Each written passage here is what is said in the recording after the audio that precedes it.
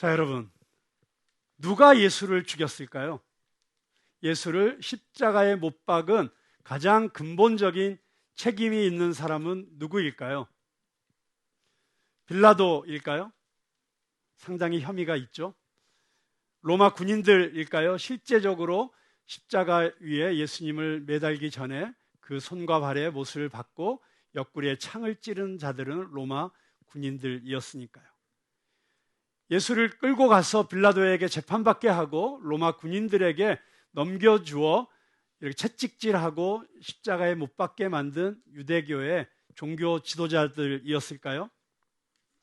아니면 예수를 십자가에 못 박으라고 불과 얼마 전까지만 해도 호산나 호산나 외치며 다윗의 자손이라고 소리 지르던 그 군중들이었을까요?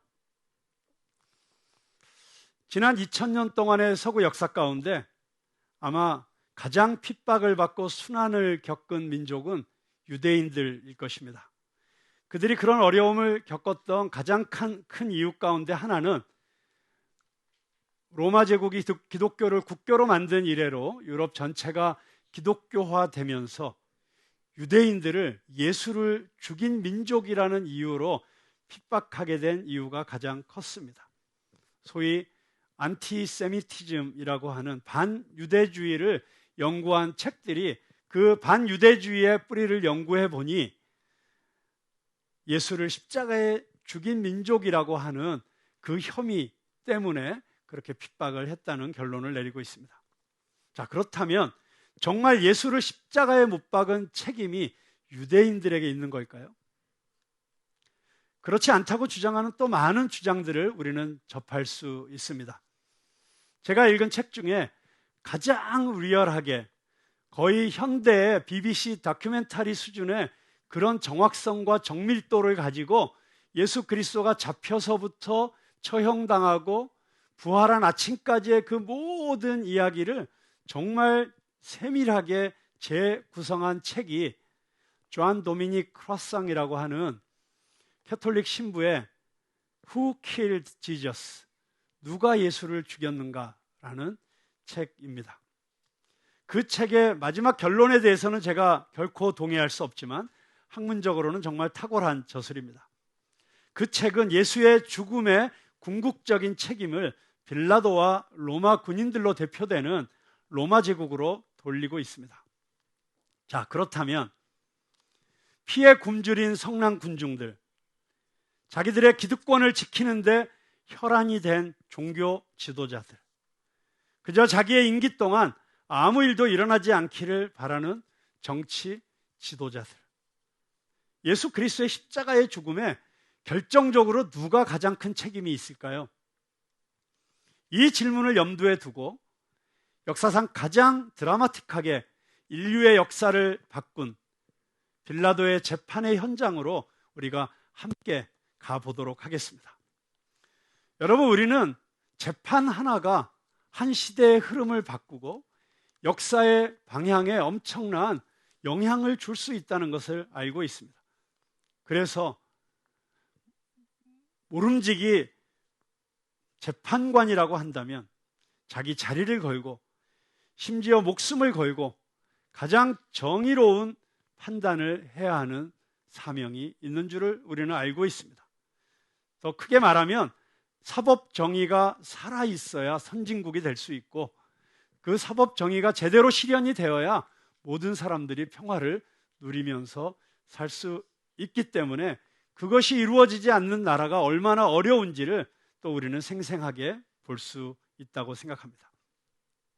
그런데 현실로 들어가면 이런저런 이유로 진리가 왜곡되고 정의가 실현되지 못하는 그런 재판들도 많이 있을 수밖에 없다는 것을 또한 우리는 알고 있습니다. 그런데 그런 재판의 원형과도 같은 재판이 오늘 요한복음 19장에서 열리고 있습니다. 그런데 여러분, 이 똑같은 이 빌라도의 재판을 기록하면서 마태, 마가, 누가와 달리 특별히 요한이 아주 강조하고 있는 대목이 있습니다. 그리고 그 대목을 우리가 들여다보면 이건 말이 안 되는데? 어떻게 이럴 수가 있지? 너무나도 모순되고 있는 현장을 우리는 보게 됩니다. 자, 빌라도는 이스라엘을 다스리는 총독으로서 산헤드린 공의회가 죄인을 데리고 오면 취조를 하고 재판을 해서 형벌을 결정하는 그런 의무가 있었습니다. 그런데 지금 잡혀온 이 죄목은 전부 종교적인 죄목들이었습니다. 빌라도 입장에서는, 유대교인이 아니었던 빌라도 입장에서는 구미가 당기지 않는 재판이었으리라고 생각을 합니다. 왜냐하면 유대교 지도자들이 고소하고 있는 이 사람을 아무리 치조한들 로마 황제나 또는 로마의 원로원이 관심을 가질 만한 그런 혐의는 없을 것이라는 걸 이미 짐작했기 때문입니다. 게다가 지금은 6월절입니다. 평소보다 수백 배 많은 사람들이 예루살렘 거리거리를 꽉 채우고 있습니다. 아주 사소한 일로도 폭동이 일어날 수 있고 사고가 터질 수 있는 아주 예민하고 골치 아픈 상황이 전개되고 있었습니다. 그런데 자기가 보기에는 별로 죄인 같지도 않은 청년, 게다가 빌라도에게 수시로 보고되는 그런 정보 첩보에 의하면 이 청년은 이스라엘 민중들에게 굉장한 인기를 끌고 있다는 보고가 있었습니다. 그런데 이런 청년을 죽인다면 어떤 일이 터질지 모르는 골치 아픈 상황이었습니다. 자, 그런데 지금 자기가 보기에는 별로 죄 같지도 않은, 별것 아닌, 대수롭지 않은 혐의로 고소를 당해온 이 청년을 지금 채찍질을 하게 만들었습니다. 별로 심각한 건이 아닌데, 그런데 이 채찍질은 그냥 가죽 노끈 정도로 몇 대 때리는 그런 채찍질이 아니었습니다. 고고학적 발견에 의하면 이 당시에 사용한 그 채찍은 그 가죽끈에 납덩어리들과 동물의 뼈다귀들을 심어놓은 그런 채찍이었습니다. 그래서 한 대 맞을 때마다 살점이 뜯겨져 나가고 깊숙이 박혀서 뼈까지 드러나게 되는 그런 무시무시한 채찍질이었습니다. 그래서 40대 이상은 때릴 수도 없게 만들었던 그런 채찍질이었습니다. 많은 죄수들이 십자가 처형을 당하기 전에 이 채찍질을 견디지 못해서 벌써 목숨을 잃었다는 기록들이 있습니다. 예수님이 바로 그런 채찍질을 당하신 것이었습니다. 피가 철철 흐르고 온몸이 만신창이가 되어서 거의 죽은 상태까지 갔습니다. 왜 그렇게 심하게 했을까요? 그런데 게다가 그렇게 채찍질한 것으로도 부족해서 로마 군인들이 자기들에게 굴러 들어온 이 놀이객감을 그냥 놔둘 수 없다는 듯이 그에게 가시관을 씌우고 자색 옷을 입히고 사람들 앞에 끌고 나왔습니다. 자색 옷은 왕이 입을 수 있는 색깔의 옷이었습니다. 가시관은 물론 크라운, 왕관을 상징하는 것이었습니다. 조롱하는 것이었습니다. 이 가시관은 그 가시가 거의 20cm가량 되는, 그래서 그 가시관을 씀으로 말미암아 거의 대못 수준으로 머리를 뚫고 들어가게 되는 그런 가시관이었습니다. 그뿐만이 아니었습니다. 그들은 그렇게 피 흘리고 있는 예수를 세워놓고 뺨을 때렸습니다. 유대인의 왕이여!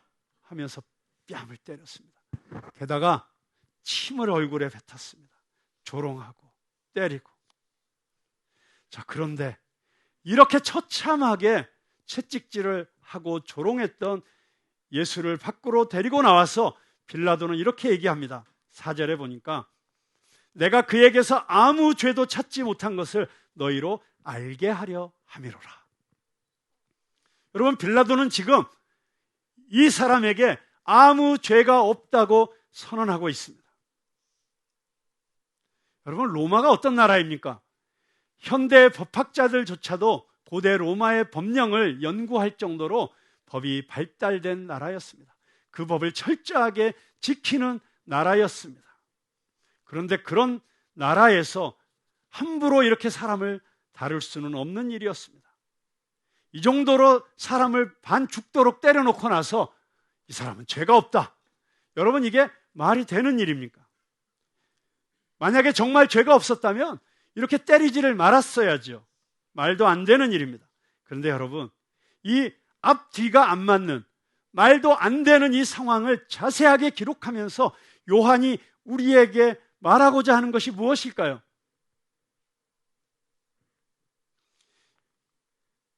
여러분, 빌라도의 이 무죄 선언은 지금이 처음이 아니었죠.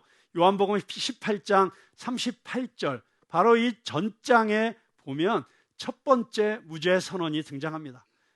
빌라도가 가로되 진리가 무엇이냐 하더라. 예수님에게 진리가 무엇이냐고 묻고 나서 다시 유대인들에게 나가서 이르되 나는 그에게서 아무 죄도 찾지 못하니라. 그리고 나서 죄가 없다고 생각한 이 예수를, 그렇지만 이스라엘 군중들이 또 그 당시에 이스라엘 민중을 움직일 수 있는 힘을 가진 종교 지도자들이 죽이라고 소리치니까 자기 나름대로 해결책을 찾아낸 것이 바라바라고 하는 강도를 데려다 놓고, 자, 이 둘 중에 누구를 놓아주면 좋겠느냐? 당연히 강도를 죽이라고 그러고, 그래도 착한 선생님, 도덕 선생님 칭호를 받았던 예수를 놓아주라 할 줄 알았는데, 이 성난 군중들은 예수를 십자가에 못 박고 바라바를 놓아주시오, 이렇게 소리를 쳤습니다.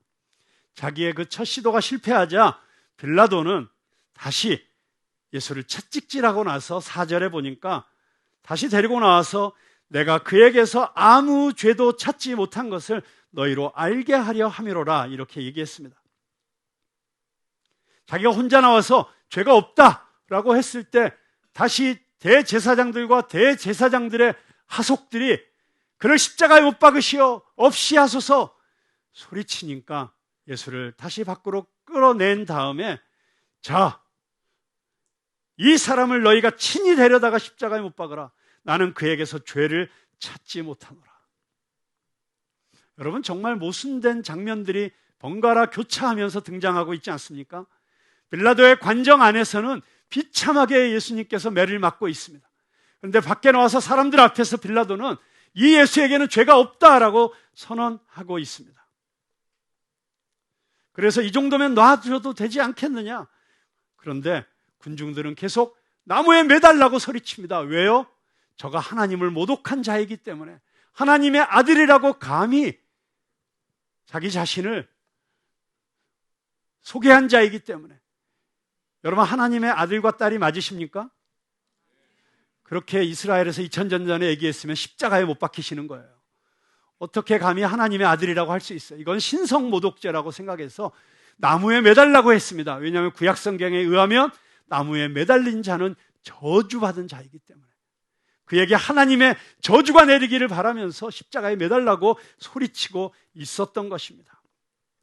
여러분, 그래서 빌라도가 예수가 무죄라고 선언한 것이 이 짧은 성경 안에서 3번 반복해서 나오고 있습니다.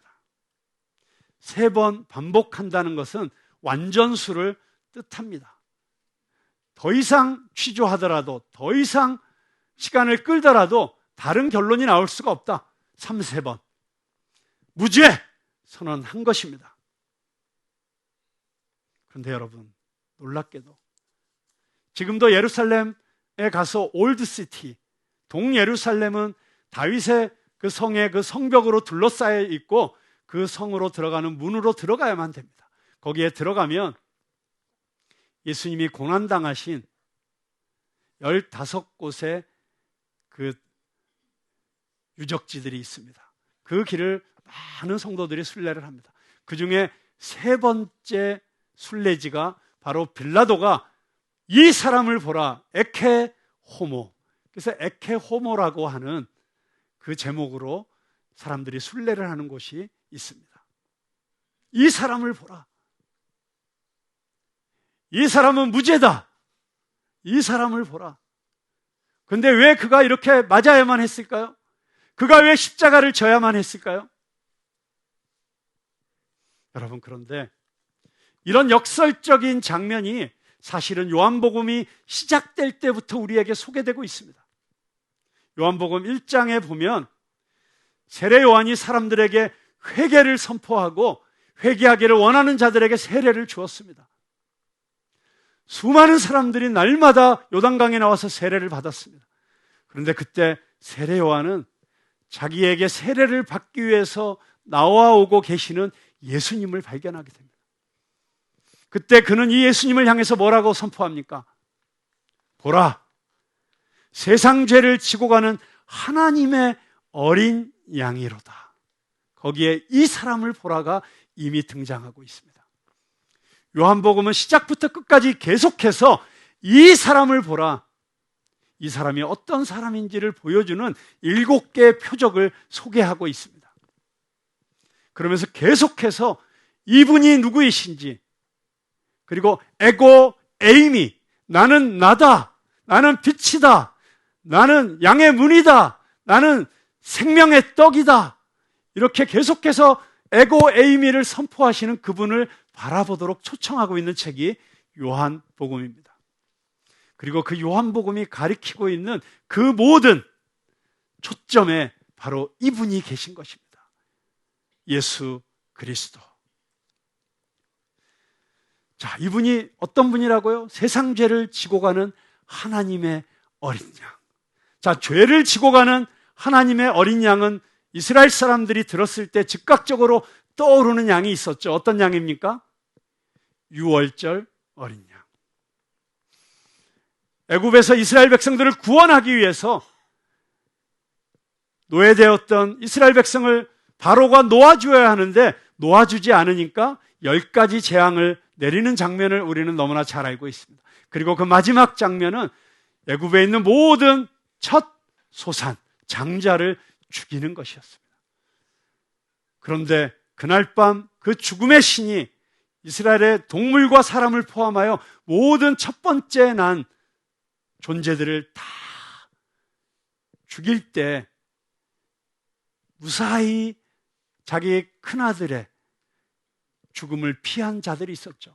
바로 어린 양을 죽여서 그 피를 문설주에 바른 이스라엘 백성들의 장자들은 죽음을 면하였습니다. 그 유월절 어린 양이 죽임을 당하며 흘린 피, 바로 그 피가 이스라엘 백성을 살린 것입니다. 바로 그 유월절 어린 양, 하나님의 어린 양, 우리의 죄를 대신 지고 가는, 그래서 그 이후에 예루살렘뿐만 아니라 온 이스라엘에서 제사를 드릴 때마다 그들은 양을 잡아서 그 양에게 자기의 죄를 전가하여 피 흘려 죽게 만들며 속죄하는 제사를 드리게 되었던 것입니다. 자, 그렇다면 우리는 요한이 지금 보여주고 있는 이 모순된 장면의 답이 무엇인지를, 그리고 우리가 처음 말씀을 시작하면서 드렸던 질문의 답을 알게 됩니다. 예수님이 이렇게 맞으셔야만 했던 것은 그분이 바로 유월절 어린 양이었기 때문입니다. 그래서 그 어린 양은 흠이 없어야만 했습니다. 그래서 빌라도가 3번이나 무죄를 외친 것은 요한이 강조하고자 하는 것이었습니다. 여러분, 예수님이 만약에 무죄했다면 세상 법정에서는 이런 고난을 당하지 말았어야 합니다. 그런데 하나님의 어린 양은 고난을 안 당할 수가 없습니다. 왜냐하면 예수님은 자기의 죄 때문에 고난을 당하신 분이 아니라 전적으로 우리의 죄 때문에 고난을 당하신 분이시기 때문입니다. 자, 그렇다면 이제 다시 처음 질문으로 돌아가 보죠. 눈치 빠른 분들은 이미 답을 짐작하실 거예요. 누가 예수를 십자가에 못 박혀 죽게 했습니까? 누가 예수를 십자가에 못 박혀 죽게 했습니까? 나라고 대답하신 분들은 아주 양심적인 분들이세요. 얘 때문에라고 대답한 분들도 아마 혹시 있을지도 모르겠습니다. 그런데 오늘 이 깨달음, 요한이 지금 이 장면을 통해서, 예수님이 고난당하는 이 장면을 통해서 요한이 우리에게 던져주고자 하는 진짜 메시지는 무엇이었을까? 그것은 물론 예수님이 나 때문에 죽으셨지만, 우리 모두의 죄 때문에 죽으셨지만, 온 인류의 죄 때문에 죽으셨지만, 진짜 예수님이 십자가에 못 박혀 죽을 수밖에 없었던 이유는 바로 하나님 자신이라는 것입니다. 불순종의 죄로 에덴에서 쫓겨나는 아담과 하와를 위해서 양을 죽여서 그 가죽으로 옷을 지어 입히셔서 그 벌거벗은 수치를 가리어 주실 때부터, 애굽에서 장자를 다 죽이는 그 벌로부터 이스라엘을 구하기 위해서 흠없는 어린 양을 죽여서 그 피를 문설주에 바르게 하실 때부터 하나님은 이미 어떻게 이 죄로 인해서 죽을 수밖에 없는, 멸망당할 수밖에 없는 이 인간들을 구원하실지 계획하고 계셨습니다. 그리고 이 고난의 현장은, 그리고 그 십자가는 바로 하나님의 계획이었던 것입니다. 하나님의 대책이었던 것입니다. 이 사실을 구약의 수많은 예언자들을 통해서 이미 우리에게 하나님은 계속해서 반복해서 말씀하시고 계십니다. 이사야 53장의 고난받는 종에 대한 그 예언의 시, 그리고 이사야 50장에 등장하는 정말 우리가 이해할 수 없는, 자기 아들에게 너 매 맞아도 가만히 있어, 차라리 등을 돌려서 등을 맞아, 너의 수염을 뽑을 때 그냥 얼굴을 내밀어, 네 얼굴에 침을 뱉을 때 그냥 그 침을 막고 있어, 아침마다 계속해서 그 아들에게 엉뚱한 것을 가르치는 이해할 수 없는 아버지. 그런데 우리는 이 장면에서 바로 그 아버지가 하나님이시고 그 아들이 예수님이셨다는 사실을 깨닫게 되는 것입니다. 네, 여러분, 우리는 성경을 읽을 때마다, 여러분 큐티 하시죠? 큐티 하실 때 성경 묵상하시죠? 네, 그리고 어떻게 적용해야 될지도 아침마다 생각하시죠? 거의 대답을 안 하시는 분위기네요. 안 하셔서 대답을 못 하시는 거예요 하면서도 당연한 걸 왜 묻냐, 이렇게 지금 무시하고 계시는 거예요? 아니면 나 너무 바쁘다, 귀찮게 하지 마라, 이러고 계시는 겁니까? 여러분 큐티 하시나요? 말씀 묵상하시나요? 말씀 읽으시나요? 이렇게 자신이 없는 대답을 기대한 건 아니었습니다만, 내년에는 이 대답이 확 달라지게 되기를 주님의 이름으로 축복합니다. 자, 그런데 여러분이 성경을 읽을 때 꼭 물어야 되는 질문이 있어요. 꼭 물어야 되는 질문. 그 질문은 무엇이냐면, 이 본문에서 지금 하나님은 무엇을 하고 계신가? What God is doing in this text. What God is doing. 지금 하나님은 무엇을 하고 계신가? 근데 여러분, 한번 하나님의 아들이신 예수 그리스도가 이렇게 죄가 없으심에도 억울하게 고난을 당하시고, 이런 말도 안 되는 채찍질을 당하시고, 조롱을 당하시고, 정말 말도 안 되는 창조주이신 그분이 이 땅에 오셔서 침뱉음을 당하시고, 그걸 또 그 극적으로 대조하게 해서 요한은 아래 것들이라는 표현도 써요. 보니까 정말 아래 것들이 예수님을 이렇게 능멸하는 이 현장을 보시면서 지금 하나님은 무엇을 하고 계실까? 아니, 하나님이 아무 일도 하고 있지 않다고 생각된다면 도대체 지금 하나님은 어떤 마음으로 계실까? 지금 뭘 느끼시고 계실까? 여러분 한번 생각해 보세요.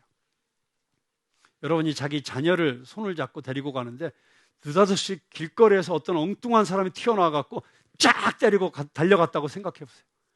여러분 마음이 어떠실 것 같아요? 누가 와서 한 대 팍 때리고 가는 걸 봐도 갑자기 불이 그냥 안에서 확 올라오면서 달려가서 해주고 싶지 않겠어요? 근데 하나님께서 당신의 아들이 이런 고통을 당하고 있는데 침묵하고 계십니다. 그리고 그 침묵은 십자가 위에까지 계속되고 있습니다. 그래서 예수님께서 견디다 못해서 나의 하나님 어찌하여 나를 버리시나이까? 하나님이 자신을 외면한다고까지 느끼셨던 그 그 예수님의 절규를 생각해 보십시오. 네, 우리는 지금 이 장면에서 침묵하고 계시지만 성경 전체를 통해서 말씀하시고 행동하시는 하나님을 통해서 우리는 알 수 있습니다. 사랑의 하나님이시지만, 그래서 잃어버린 당신의 자녀들을 기억하며 애타하시며 잠 못 이루시는 아버지와 같은 하나님이시지만, 그러나 공의의 하나님, 털끝만한 죄도 용납하실 수 없는 그 공의의 하나님, 그분께서 죄로 인해서 죽을 수밖에 없는 당신의 잃어버린 자식들을 다시 집으로 데려오시는 길은 십자가밖에 없으셨던 거예요. 하나님의 사랑과 하나님의 공의가 완벽하게 만족될 수 있는 유일한 장소, 십자가밖에 없으셨던 거예요. 죄가 없으셨던 예수 그리스도께서 우리가 받아야 될 형벌과 우리가 받아야 될 수치와 우리가 받아야 될 조롱과 우리가 받아야 될 이 고통을 대신 받아주실 수밖에 없으셨던 것입니다. 물론 이것이 하나님의 계획이었다고 해도, 하나님의 허락 가운데 일어난 일이었다고 해도 빌라도가 죄 없다는 것 아닙니다. 빌라도 나쁜 놈이에요. 대제사장들 잘못 안 했다는 거 아닙니다. 대제사장들 진짜 심하게 얘기할까 봐 말을 못 하겠어요. 그러나 하나님이 원하시지 않으셨다면, 하나님이 허락하시지 않으셨다면 저들은 예수님의 머리털 하나도 건드릴 수 없었어요. 그게 지금 9절과 10절, 10절과 11절에서 예수님과 빌라도의 대화 가운데 이렇게 나오고 있어요. 빌라도가 가로되 내게 말하지 아니하느냐? 내가 너를 놓을 권세도 있고 십자가에 못 박을 권세도 있는 줄 알지 못하느냐?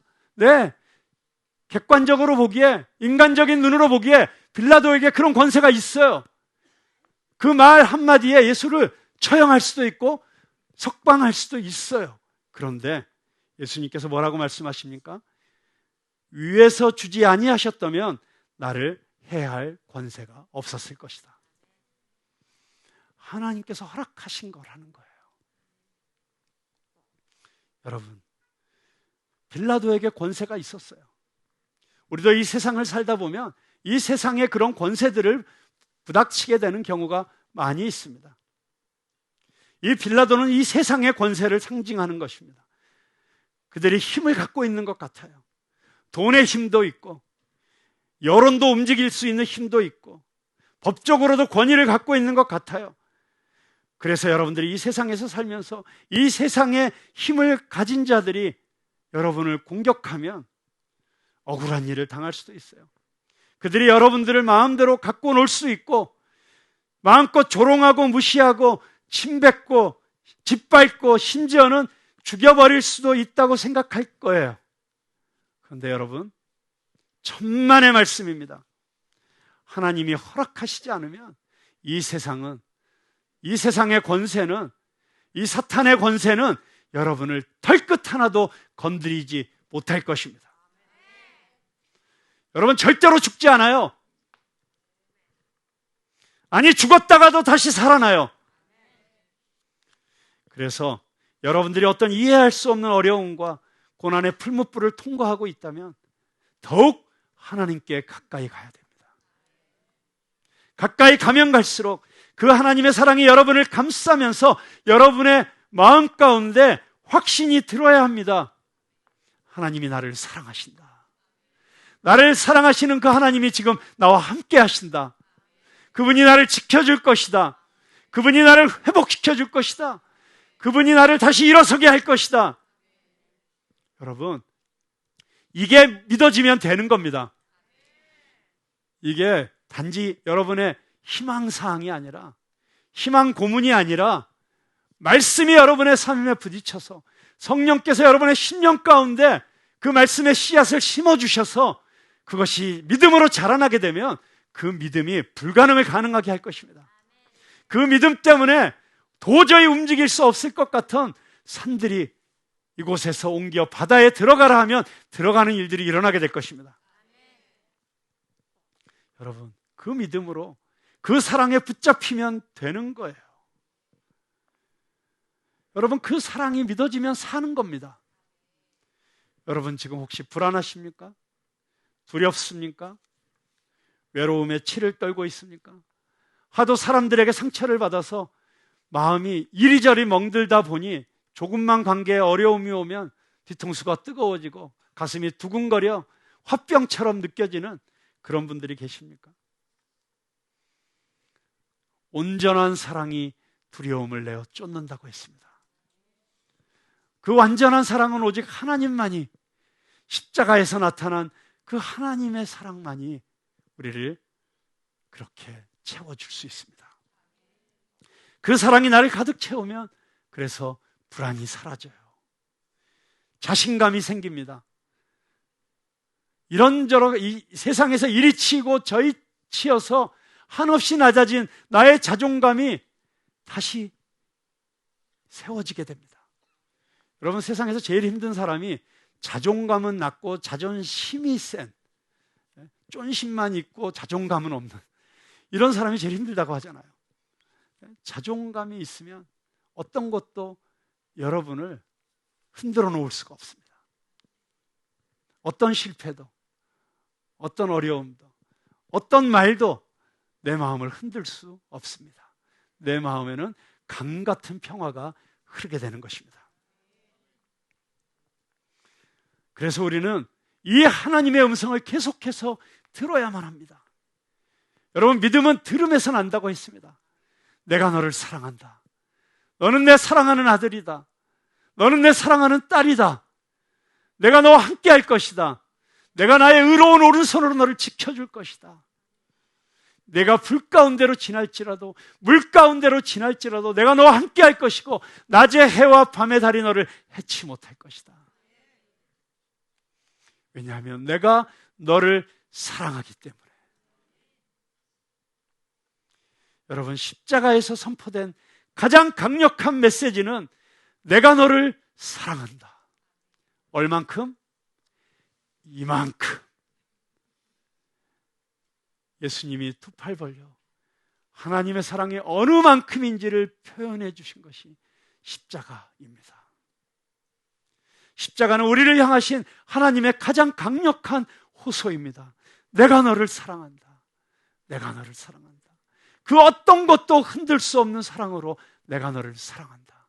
여러분, 이 사랑을 깨달은 사도 바울은 로마서 8장에서 그래서 이렇게 외치고 있지 않습니까?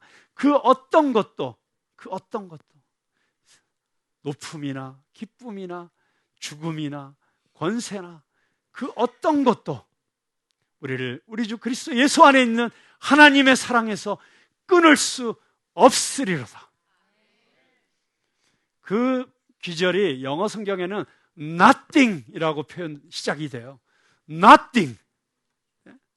그 어떤 것도 감히 우리를 향하시는 하나님의 사랑으로부터 우리를 떼어놓을 수 없는 줄로 믿으시기 바랍니다. 여러분, 하나님이 나를 사랑한다. 이게 믿어지면 뭐가 걱정이에요? 여러분, 자기 아버지가 조금만 힘이 있어도 그 자식들이 괜히 목에 힘주고 다니는 거 아시죠? 자기가 웬만큼 사고 쳐도 다 해결해 주실 거라고 믿기 때문에. 그런데 하나님이 우리 아버지 되시면 뭐를 걱정할 필요가 있습니까? 뭐를 두려워할 필요가 있습니까?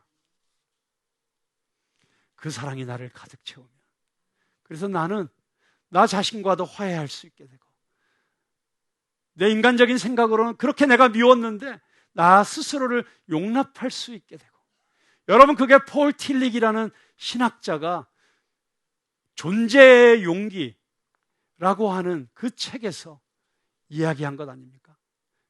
자기 자신을 용납하는 용기가 가장 중요한 용기이다. 용납됨을 용납하는 용기. 그러면 우리는 자기 자신뿐만 아니라 가장 가까운 우리의 이웃들을, 그리고 멀리 있는 이웃까지도 사랑할 수 있는, 그리고 이 세상을 사랑할 수 있는 그런 그리스도인들이 되어가는 것입니다. 네, 여러분, 하나님의 말씀을 들을 때 대충 들으면 안 됩니다. 아, 또 교회에 오니까 뻔한 소리를 하는구나. 너무 상투적인 이야기를 하는구나. 여러분 혹시 그렇게 들리신 분이 계시다면 정말 심각한 상태예요. 여러분 그런 마음이 들었다면 여러분의 상태가 지금 얼마나 절망적인 상태인지를 아셔야 돼요. 마치 계시록의 라오디게아 성도들처럼 나는 부족함이 없다. 나는 부자다. 그런데 예수님께서 보시기에 아니 너희들은 실제로는 너무 가난한 자들이야. 너희들은 너무 벌거벗었어. 볼지어다 내가 문 밖에 서서 두드리노니 누구든지 내 음성을 듣고 그의 문을 열면 내가 그에게로 들어가서 나는 그로 더불어 먹고 그는 나로 더불어 먹으리라.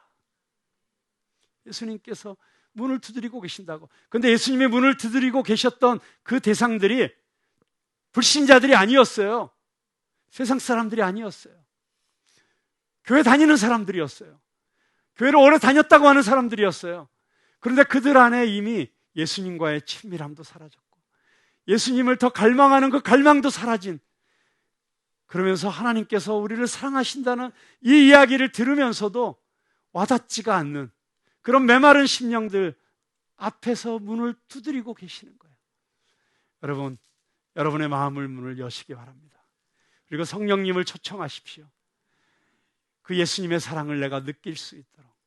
이 음성이 다른 사람에게 하는 음성이 아니라 내가 너를 사랑한다고 하는 이 음성이 바로 나에게 주시는 하나님의 음성이구나, 이렇게 들릴 수 있도록 기도할 수 있기를 바랍니다. 여러분, 그 하나님의 사랑이 예수 그리스도를 십자가에 못 박히게 하신 것입니다. 그리고 하나님의 아들이신 예수님께서는 그 아버지의 사랑 때문에 우리에게 오셔서 그 고난을 친히 감당하신 것입니다. 우리가 너무나도 좋아하는 찬양 가운데 이런 찬양이 있죠. 십자가 고통당하사 버림받고 외면당하셨네. 짓밟힌 장미꽃처럼 나를 위해 죽으셨네. 나의 주, 나의 주. 짓밟힌 장미꽃처럼 나를 위해 죽으셨네. 나의 주. 너무 귀한 찬양 아닙니까? 모든 나라와 모든 보좌, 이 세상 모든 경이로움보다, 이 세상 모든 값진 보물보다 더욱 귀하신 나의 주님. 그런데 그 주님이 짓밟힌 장미꽃처럼, 여러분 꽃이 짓밟히면 어떻게 되겠습니까? 그런데 그런 비참한 모습으로 우리를 위해서 죽으셨다는 이 놀라운 찬양을 읊조리고 있는데, 갑자기 이 찬양이 자연스럽게 이렇게 흘러가는 거예요. 백만송이 백만송이 꽃은 피고. 무슨 노래인지 아시나요? 네, 백만송이 장미. 근데 여러분, 이 노래가 대중가요인데 기가 막힌 노래예요. 대중가요라기보다는 CCM에 가까운 노래입니다. 이 노래의 원곡은 1981년에 라트비아라는 나라에서 1981년에 마라가 준 인생이라는 제목으로 작곡된 노래예요. 마라는 라트비아어로 땅의 신이라는 뜻입니다. 그런데 라트비아라는 딸을 낳았어요. 그런데 이 딸이 힘들 때마다 엄마에게 달려가서 엄마의 치마폭을 붙잡고 힘들다고 칭칭거립니다. 그때 이 엄마가 나는 너에게 생명을 주었지. 그런데 한 가지를 못 주었구나. 너에게 행복을 주지 못했구나. 여러분, 너무 고단한 역사의 질곡을 헤쳐온 라트비아 사람들에게 너무 와닿는 그런 가사였을 것입니다. 그런데 이 멜로디와 이 곡이 너무 예쁘니까 소련의 알라 푸가초파라고 하는 여가수가 이걸 러시아어로 다시 발표를 하게 되었습니다. 그때 백만송이 장미라는 제목을 달게 되었어요.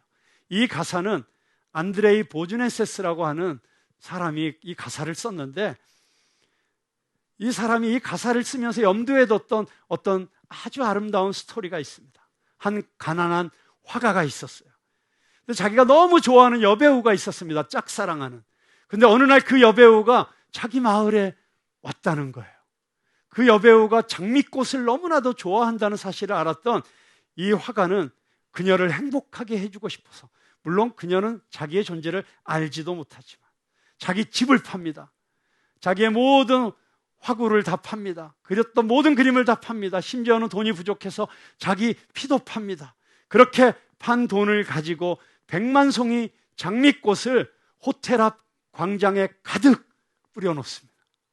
아침에 일어났던 이 여배우가 창문을 열고 보니까 자기를 위해서 100만 송이 장미가 펼쳐져 있는 거예요.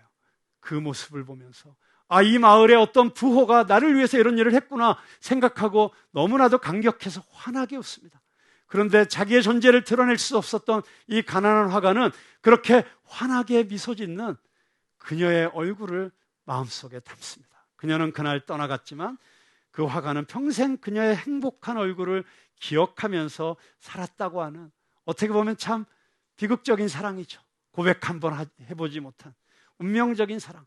여러분, 이런 인간의 지고지순한 사랑도 듣다 보니까 얼마나 아름답습니까? 근데 그 사랑이 과연 만약에 혹시 만나갖고 결혼을 하면 계속 그 사랑이 갔을까? 뭐 이렇게 또 질문을 하시는 분도 있으실 거예요. 그런데 놀랍게도 이 러시아 노래를 심수봉 씨가 새롭게 작사를 해서 발표를 했어요. 근데 그녀가 이렇게 이야기합니다. 자기는 이 노래 가사에 아가페의 사랑, 하나님의 사랑을 담고 싶었다. 그래서 이 노래 가사는 이렇습니다. 먼 옛날 어느 별에서 내가 세상에 나올 때 사랑을 주고 오라는 작은 음성 하나 들었지. 사랑을 할 때만 피는 꽃 100만 송이 피어오라는, 진실한 사랑할 때만 피어나는 사랑의 장미. 미워하는 마음 없이 아낌없이 사랑을 주기만 할 때 수백만 송이 100만 송이 꽃은 피고 그립고 아름다운 내 별나라로 갈 수 있다네. 여러분, 여기서 심수봉 씨는 우리 그리스도인의 존재를 이렇게 규정하고 있습니다. 우리는 그냥 이 땅에 던져진 존재가 아니라 저 먼 별나라에서, 그 별나라는 하나님의 나라를 상징하는 것이죠. 하나님께서 우리를 위해서 준비하신, 우리가 장차 돌아갈 그 나라를 상징하는 것이죠. 우리는 그곳으로부터 온 존재라는 것입니다. 그런데 우리가 이 땅에 있을 때 우리의 사명은 100만 송이 장미꽃을 피워야 되는 것인데, 그 사랑은 사랑을 할 때만. 그런데 그 사랑은 어떤 사랑입니까? 미워하는 마음 없이 아낌없이 주는 사랑. 이것은 하나님의 사랑이죠. 아가페의 사랑이죠. 그런데 여러분, 이렇게 사랑하는 것이 쉽습니까? 어렵습니까? 진실한 사랑은 뭔가 괴로운 눈물 흘렸네. 사랑하려고 애썼지만 헤어져간 사람 많았던 너무나 슬픈 세상이었기에 수많은 세월 흐른 뒤 자기의 생명까지 모두 다 준 빛처럼 호련히 나타난 그런 사랑, 나를 안았네. 여러분, 내 인간적인 노력으로 사랑해 보려고 했었지만 수많은 사람들이 나를 떠났어요. 외로웠어요. 그런데 어느 날 호련히 빛처럼 나타난 그런 사랑이 나를 안았어요. 그리고 그 사랑 때문에 미워하는 마음 없이 아낌없는 사랑을 줄 수 있었다고 하는 것입니다. 그래서 이젠 모두가 떠날지라도 그러나 사랑은 계속될 거야. 저 별에서 나를 찾아온 그토록 기다린 이인데, 여러분, 우리의 마음속 존재 저 깊은 곳에는 바로 나를 창조하신 그 하나님 아니면 채울 수 없는 빈 자리가 있다는 사실을 알지 않습니까? 그래서 우리는 그 하나님으로부터 채워지지 않는 그 빈자리를 채우기 위해서 쾌락으로 쫓아가고 중독으로 쫓아가고 권력으로 쫓아가는 그런 우상을 쫓는 삶을 살아가고 있지 않았습니까? 그런데 진정한 사랑, 진실한 사랑, 완전한 사랑을 가지고 우리에게 다가오신, 나를 찾아오신 그분에게 내 마음을 열고 그분이 나를 안아주시니까 이제는 우리는 바로 그 사랑을 할 수 있고, 우리는 이제 영원한 저 별로 돌아갈 수 있다고 하는 이런 놀라운 가사를 쓰게 된 것입니다. 여러분, 그래서 이 가사가 말하고자 하는 것은 무엇입니까? 우리의 궁극적인 목표는, 우리의 삶의 목표는 바로 우리를 위해서 십자가에 달리신 바로 그 예수 그리스도와 온전히 하나가 되는 것입니다. 그 사랑이 우리 안에 가득 차 있으면 이제 더 이상 우리 삶의 어떤 악조건도 우리의 문제가 되지 않습니다. 이젠 세상 사람 모두가 나를 떠날지라도 이 사랑은 계속될 거야. 저 별에서 나를 찾아온 그토록 나를 기다린 이인데. 그래서 내가 그분과 함께라면 나는 더 많은 장미꽃을 피울 수 있다. 완전한 사랑. 그것이 우리 그리스도인의 사명인 줄로 믿습니다. 우리는 그런 사랑을 할 수 없지만 하나님의 사랑이 우리를 감싸면 우리도 그런 사랑을 하여 100만 송이 장미꽃을 피우게 될 것입니다. 여러분, 그런 삶으로 우리를 초대하시는 바로 성탄의 계절을 다음 주부터 우리는 시작하게 될 것입니다. 여러분, 우리의 삶 가운데 그분이 임하시도록 기다리며 기도하며 아직 이 사랑을 알지 못하는 자들에게 이 사랑을 나누어 주는 대림절의 축복을 저와 여러분들이 누리기를 소망합니다.